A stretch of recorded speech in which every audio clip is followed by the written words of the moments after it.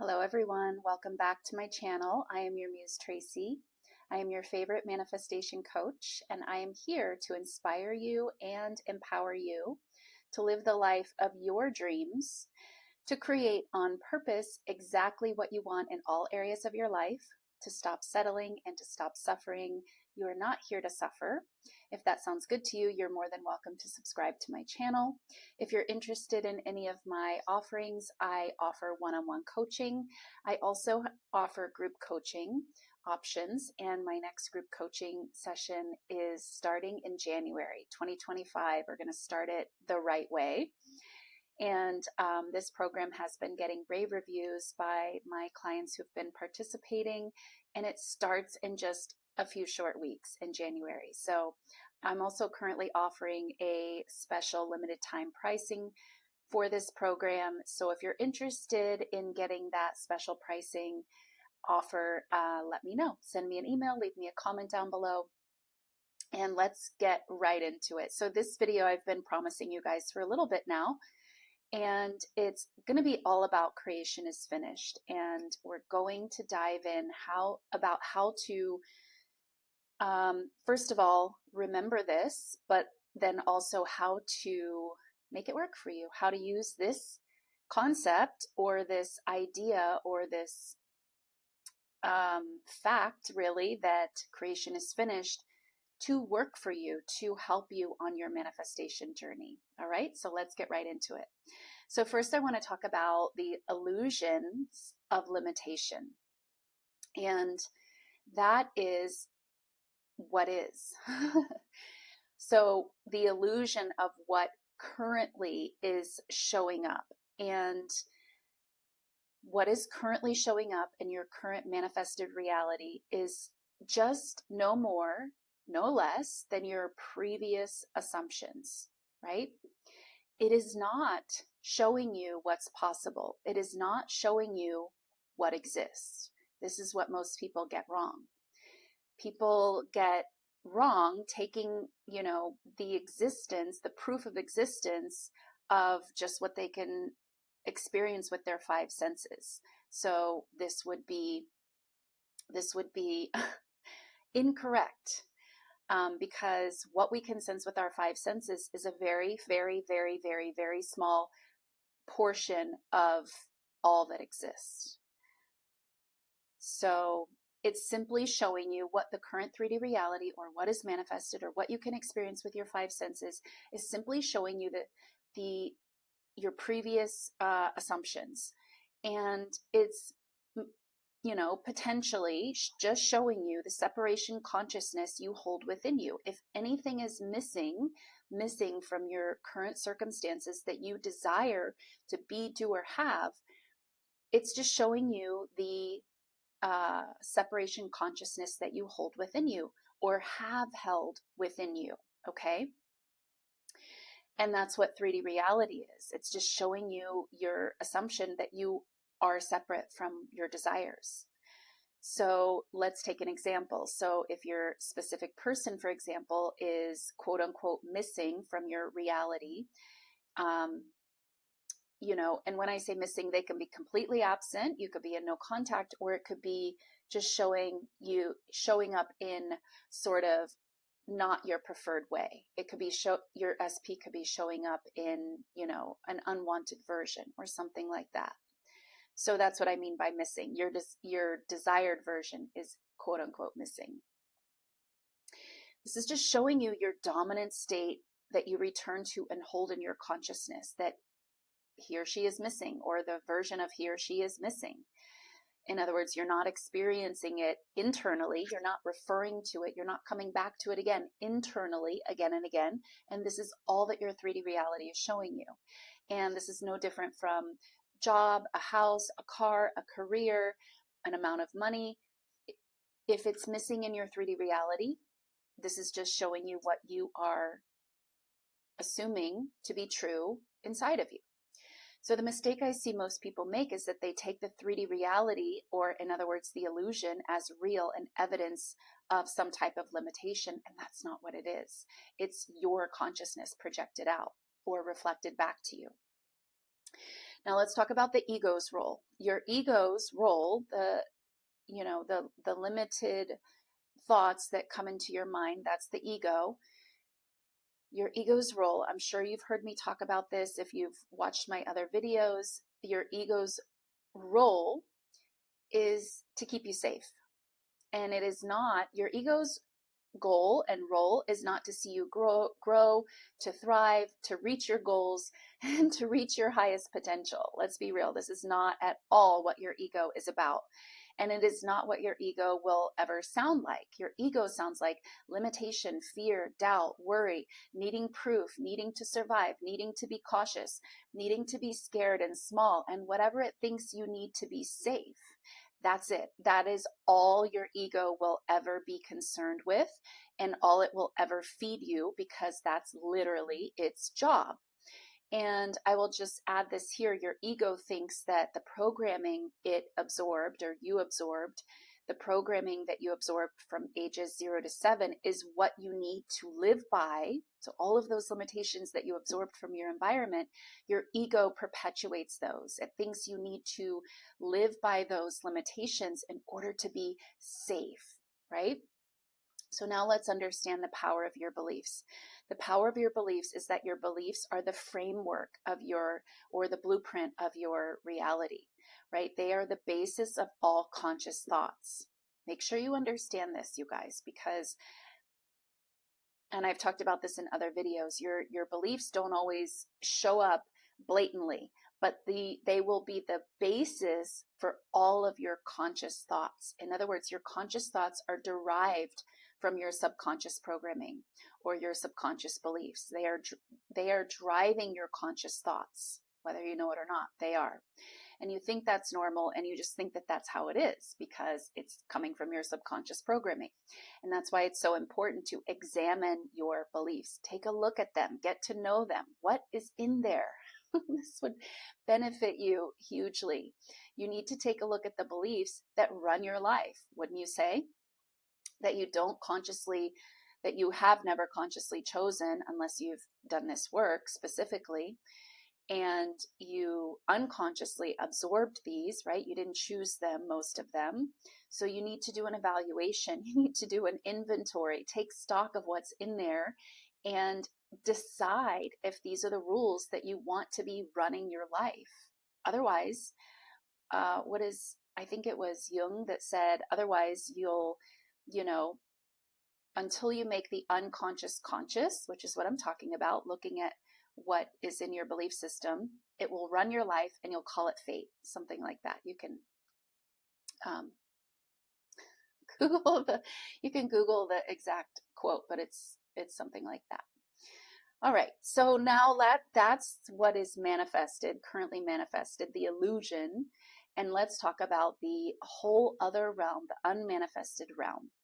This is basically the realm of infinite potential beyond your current reality. This is what Neville is talking about when he says creation is finished. It's all, yes, you can see part of it, but it all already exists. And most of it is not visible. It's not visible yet.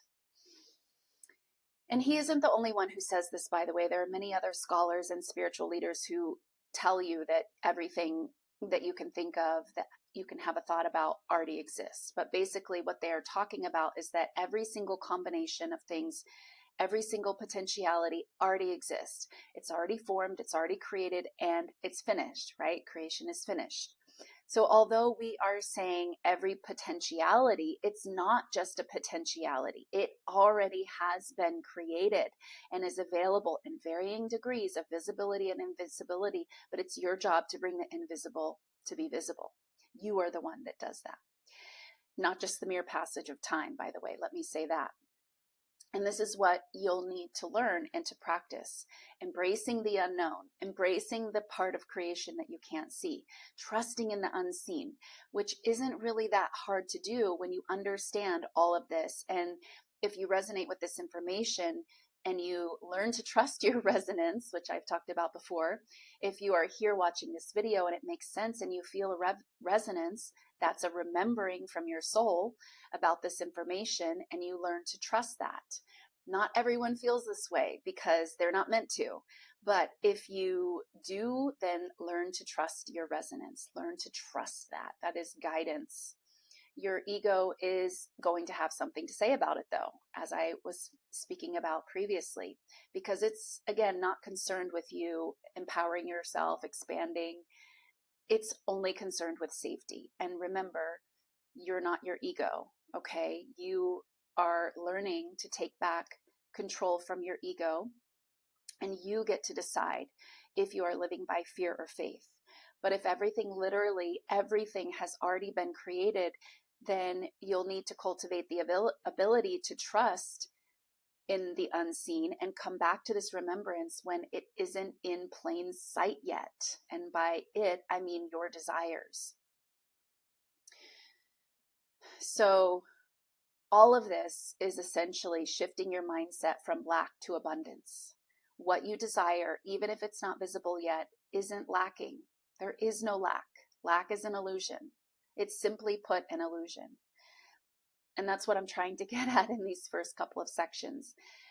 Everything already exists. And yeah, again, it may not be visible to you yet. You may not be able to sense it yet with your 5 senses. And I'm going to get into how you can sense it in the next section, which is a hint, your imagination. But with your 5 physical senses, it might not be visible yet. You may not be able to experience it yet. This does not imply it doesn't exist. This is the concept you want to rewrite inside of yourself. Creation is finished.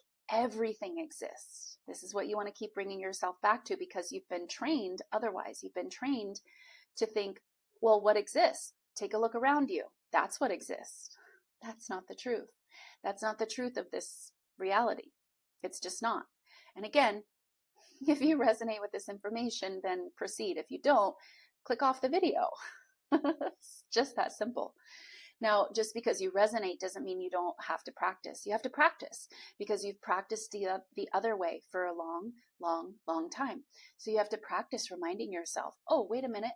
Yeah, I can't see this, but I know it exists. Okay, cool. Right? You have to practice acknowledging this and bringing yourself back to the remembrance, because your higher self, your soul, your true nature does already know this. But you, as the human, you have to keep bringing yourself back to remembering it. Okay, so let's talk about some of the tools to help you with this. So first of all, meditation is going to be extremely helpful for quieting the mind and creating presence. Because sometimes, again, back to your ego has run the show for a long, long, long time. So it thinks it runs the show. So, and it's constantly, throwing all the limitations, the fear, the doubt, the worry, it's throwing that all at you. So if your ego, not if, most likely your ego has been overactive, and meditation is a powerful tool to bring it back to, like, just sit down and take a break, ego. It's going to be okay. Right? Quieting the ego and getting the ego back under your control. It's not just going to submit like this. You literally have to submit it. And meditation is one of the ways you can start to do that. And creating presence, creating the ability to, not be overthinking, not be in the past, not be in the future, but to be here in this present moment. So practicing presence is a huge tool for what you need to do on this journey and in this, to make this transformation. Next, super important, recognizing your fears, recognizing your limitations, and cultivating the practice of no longer buying into the fears and limitations. Calling it out, calling your fears out for exactly what they are. Fear. Fear isn't real, but again, that's part of what your ego is trying to feed you, fear. And you want to practice the ability of recognizing fear, calling it out, and just telling the fear that you don't believe it. This is your superpower, really. You don't have to believe every thought that you have. And, so my analogy here is I was talking to one of my clients about this. the analogy here is your true nature is a rocket ship. That you're that powerful, like to take off like a rocket and create anything that you desire. And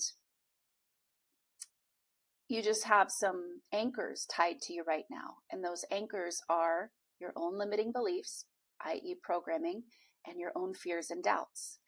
And if you were to just cut off the anchors, that's what I'm talking about in this section, recognizing the fears, the limitations, and cutting them off, you would take off like a rocket ship, because you are already that rocket ship.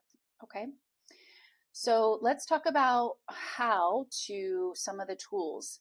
So these are not going to be new. These are basically the things that you guys know about already. Visualization, to cultivate the feeling of your desired reality being present and real right now. Because again, it's present and real right now. And you can see it. Where can you see it? Not with your 5 physical senses, but you can see it with your mind's eye, which is enough. You can use a visualization or any technique that you prefer. And when I say that you prefer, it's the one that shifts you, the one that works for you, not the one that I said is the best or anyone else on the internet says is the best. No, it's the one that shifts you. That's the best one for you.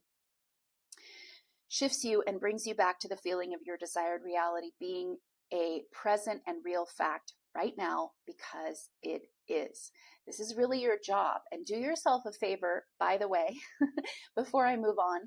Don't skip the first 2 steps that I just mentioned. Don't skip meditation and learning to be present and recognizing and calling out your fears and limitations and just jump right into the visualization. Not for me, but do yourself a favor and don't skip those first 2 steps. Do those first 2 steps. Work on cultivating the ability to quiet your mind and create presence and recognize your fears and limitations, and then do the visualization, okay? So do yourself a favor and spend some time cultivating those skills, creating the ability to be present and in the moment, the ability to recognize your fears and limitations. Do yourself a huge favor and don't skip those, okay, before you jump on to seeing things in your mind's eye. So now let's talk about the final sort of hurdle, not really a hurdle, but thing to embrace, and that is surrender. So surrendering to the unknown and surrendering to releasing control. Because once you know creation is finished, and yes, you might have to remind yourself of this again and again, but once this is more integrated, you can more easily surrender to the unknown. You can trust your higher self. You can trust your soul. Remember that you are not making anything happen or, manifesting anything.